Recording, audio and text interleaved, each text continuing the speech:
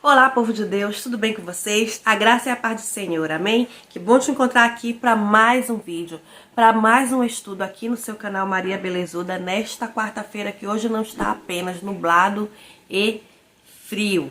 Hoje tá também chovendo lá fora. Dá vontade de ficar dormindo o dia todo. Mas enfim, voltando para cá, para nossa realidade. Hoje, então, nosso estudo de número 74 tem como título Os Erros Cometidos. E a leitura que nós vamos fazer está um pouco extensa hoje. É o capítulo 32 de Êxodo, versículos de 1 a 5 e depois de 19 ao 26. E eu vou tentar fazer uma resumida aqui para vocês, porque realmente ficou extenso. Esse texto aqui tá falando lá do povo hebreu, ainda passando pelo deserto, por toda aquela situação que vocês já sabem, que eles passaram 40 anos no deserto. E houve uma situação ali que realmente foi o fim da picada para Deus.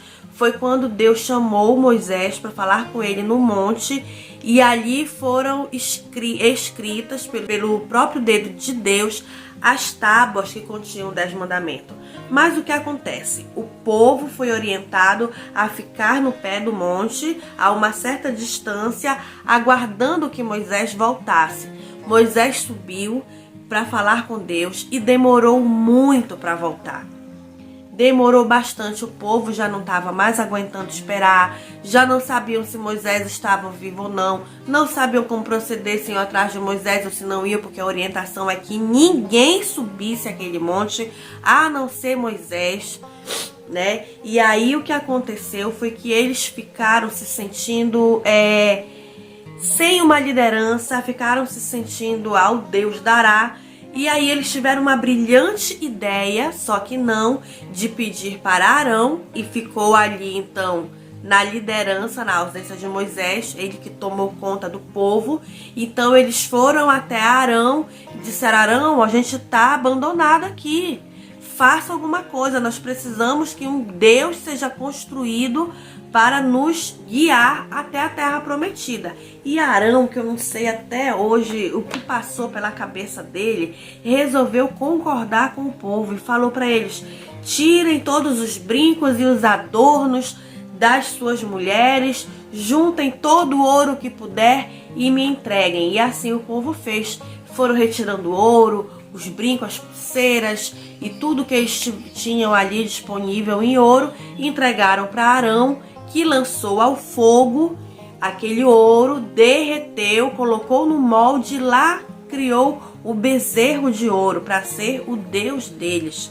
Porque existe no ser humano uma necessidade de adoração. Existe no ser humano uma necessidade de ser liderado por alguém, de obedecer às ordens de alguém. E nesse caso aí, o povo se conformou e preferiu que fizessem um bezerro de ouro a continuar esperando Moisés, que era o líder que Deus tinha colocado ali para aquele povo.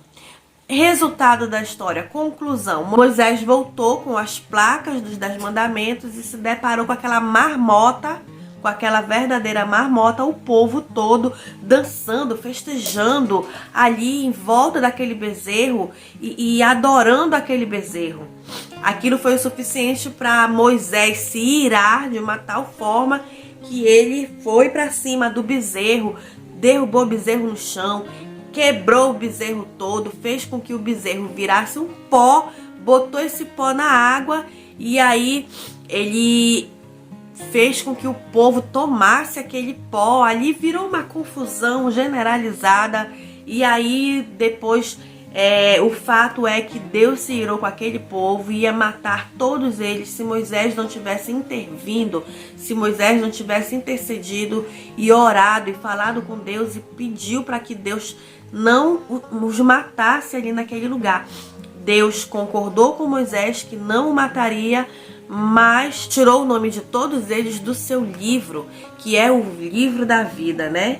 Ao discutir sobre a atividade ilegal que envolvia sua empresa, um CEO disse: os erros foram cometidos. Ele parecia arrependido, no entanto, não assumia a culpa e não admitia que tivesse pessoalmente feito nada de errado. Alguns erros são apenas erros. Dirigir na direção contrária, esquecer-se de definir a hora no temporizador e queimar o jantar. Mas há atos deliberados que vão muito além e que Deus chama de pecado. Quando Deus questionou Adão e Eva sobre o porquê deles terem desobedecido, o casal rapidamente tentou transferir a culpa entre si. Essa história também vocês já conhecem e é um ótimo exemplo. Quando Deus perguntou para Adão: Adão, o que você fez? Você comeu do fruto da árvore que eu ordenei que não comesse? Aí ele falou: a mulher que tu me deu e eu comi. Aí a Eva falou: ah, mas não foi culpa minha, foi a serpente que me enganou. E fica uma transferência de culpa danada, quando na verdade nós precisamos reconhecer que erramos e dizer: errei, estou arrependido, a culpa é minha, estou arrependido, mas Senhor, me perdoa, né? Arão não se responsabilizou. Com Arão não foi diferente. Ele fez a mesma coisa. Ele não se responsabilizou quando o povo construiu o bezerro de ouro para adorar no deserto. Ele explicou assim a Moisés: me deram o ouro e eu lancei no fogo e saiu esse bezerro, como se o ouro fosse se transformar em bezerro sozinho, né? Isso está no versículo 24 do texto que nós do texto que eu acabei de resumir para vocês. Ele poderia muito bem ter murmurado: os erros foram cometidos. Mas não, ele não fez isso, ele se justificou.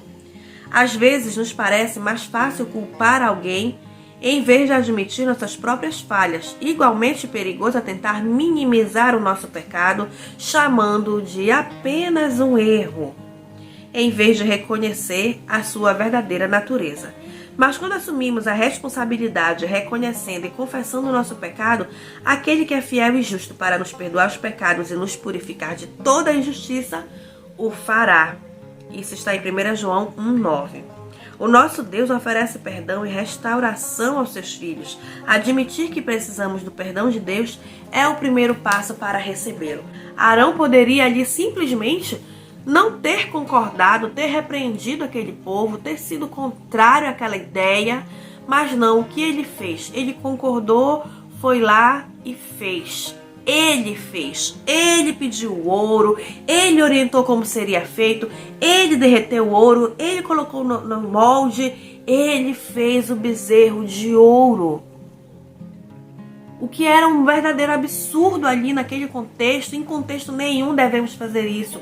Nós, seres humanos, precisamos de algo para chamar de meu. Precisamos de algo para adorar.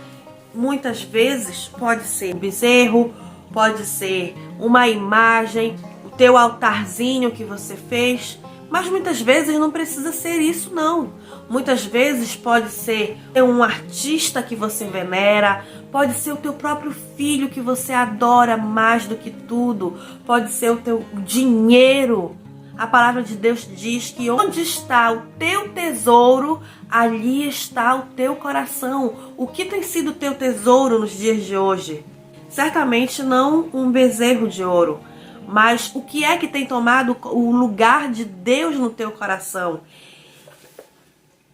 Admitir que precisamos do perdão de Deus é o primeiro passo para recebê-lo.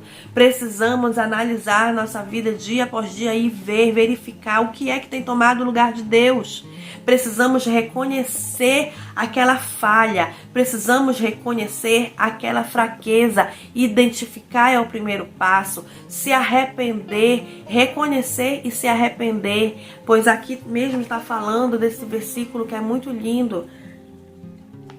Aquele que é fiel e justo para nos perdoar os pecados e nos purificar de toda injustiça o fará. Depende de nós identificar, reconhecer e se arrepender para que haja essa limpeza em nosso coração. Mas cabe a nós a atitude, o primeiro passo de arrancar aquilo da nossa vida. A partir do momento que analisamos e reconhecemos, já sabemos onde está o erro, podemos perfeitamente tirar da nossa vida definitivamente. O único que é digno de toda honra, toda glória, toda adoração, eu tenho dito aqui, única e exclusiva, é Deus. Ele quer isso de você.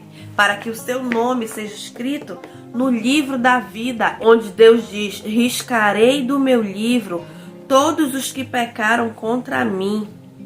E Moisés chegou a falar: se tu resolveres não perdoar esse povo, risca o meu nome do teu livro. Porque Moisés estava ali se sentindo, talvez, responsabilizado por aquilo. Talvez responsável porque ele era o líder daquele povo. E aquele povo cometeu um erro. Como todo bom líder, ele tomou para si aquela responsabilidade, mas Deus sabe que Moisés não foi responsável e Deus jamais permitiria riscar o nome de Moisés ali. A gente já sabe como aquele povo terminou. Nós sabemos que Deus riscou o nome deles do livro da vida, mas também sabemos que Deus os castigou, fazendo com que, apesar de peregrinarem 40 anos no deserto, eles não chegassem à terra prometida. 40 anos foram suficientes para que toda aquela geração ali se acabasse, morresse um após outro, e não fossem, não conquistassem a terra prometida. Mas a terra prometida aqui no contexto acaba sendo o de menos. O pior de tudo eles perderam. A única coisa que não vale a pena perder, a vida eterna, porque Deus tirou o nome deles do livro da vida. E a minha oração é essa para você, que você queira estar com o seu nome escrito no livro da vida, para que não seja necessário, ainda pior, depois de já estar com o nome escrito no livro da vida, Deus tirar o seu nome de lá. Amém? Que Deus te ama e que Ele quer te salvar. Ele não quer te tirar de lá, mas Ele não pode ir contra a nossa força, contra o nosso desejo, contra o próprio livre-arbítrio que Ele mesmo nos deu. Ele não pode ser contraditório.